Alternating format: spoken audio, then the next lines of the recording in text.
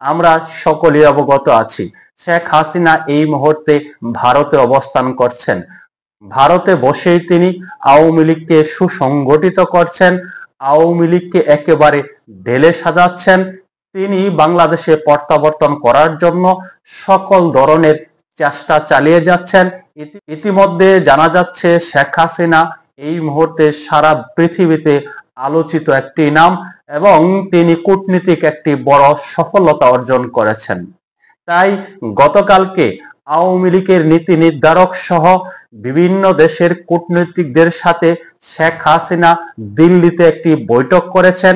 সেই বৈঠকের মূল উদ্দেশ্য ছিল শেখ হাসিনা কিভাবে দ্রুত সময়ের মধ্যে বাংলাদেশে প্রত্যাবর্তন করতে পারেন। সেই বৈঠক থেকে সিদ্ধান্ত নেওয়া হয়েছে দ্রুত সময়ের মধ্যেই শেখ হাসিনা ঢাকায় প্রবেশ করবেন, ঢাকায় ফিরে আসবেন।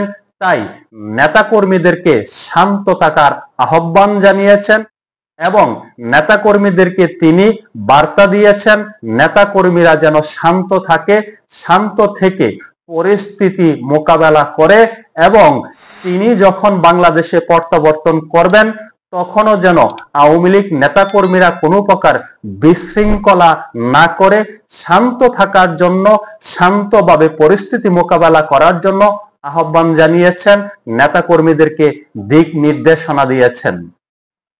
গত 2 দিন আগেও ভারতের একজন রাজনৈতিক বিশ্লেষককে কোট করে আমাদের বাংলাদেশের গণমাধ্যমগুলো একটি খবর প্রচার করেছিল।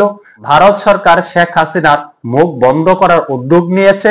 শেখ হাসিনাকে ভারত সরকার জানিয়ে দিয়েছে শেখ হাসিনা যেন আর কোনো প্রকার রাজনৈতিক বক্তব্য না দেয়, শেখ হাসিনা যেন বাংলাদেশ ইস্যুতে আর কোনো প্রকার কথা না বলে। কিন্তু হাতে গোনে 2 দিন পার হতে না হতেই শেখ হাসিনার পক্ষ থেকে গুরুত্বপূর্ণ বার্তা চলে আসলো। শেখ হাসিনা দ্রুত সময়ের মধ্যে ঢাকায় ফিরে আসবেন, প্রত্যাবর্তন করতে যাচ্ছেন, নেতাকর্মীদেরকে প্রস্তুত থাকতে বলেছেন এবং শান্ত থাকার আহ্বান জানিয়েছেন। শেখ হাসিনার মুখ ভারত সরকার বন্ধ করবে, এটা কিন্তু অনেকটা কাল্পনিক গল্পের মতো। তবে শেখ হাসিনার বক্তব্য ইদানিং সোশ্যাল মিডিয়াতে খুবই কম প্রকাশ করা হচ্ছে। এটা হতে পারে আওয়ামী লীগের একটি কৌশল, এটা হতে পারে আওয়ামী লীগের সভানেত্রী শেখ হাসিনার একটি কৌশল।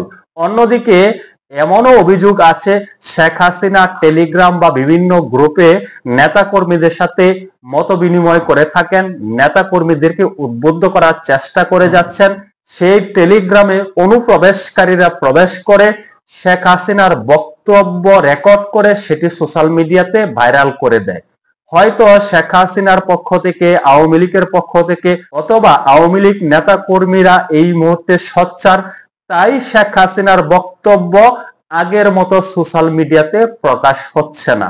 কিন্তু গুরুত্বপূর্ণ বার্তা ঠিকই চলে আসলো, ঠিকই প্রকাশিত হলো।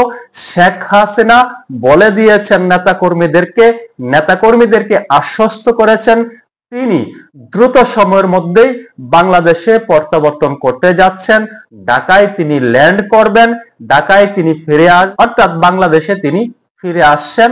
আওয়ামী লীগ নেতাকর্মীদেরকে প্রস্তুত থাকার নির্দেশ দিয়েছেন, সতর্ক থাকার নির্দেশ দিয়েছেন, শান্ত থাকার নির্দেশ দিয়েছেন। এটি আমার কাছে খুবই গুরুত্বপূর্ণ মনে হয়েছে।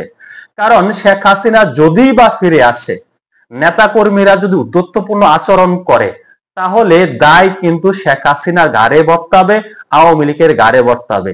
তাই কোনো প্রকার বিশৃঙ্খল পরিস্থিতি যেন সৃষ্টি না হয়, তারই লক্ষ্যে আগাম সতর্কবাণী দিয়েছেন আওয়ামী লীগের সভানেত্রী শেখ হাসিনা। এই যে আমি কথাগুলো বলছি, এটিও কিন্তু সোশ্যাল মিডিয়াকে কোট করে বলছি।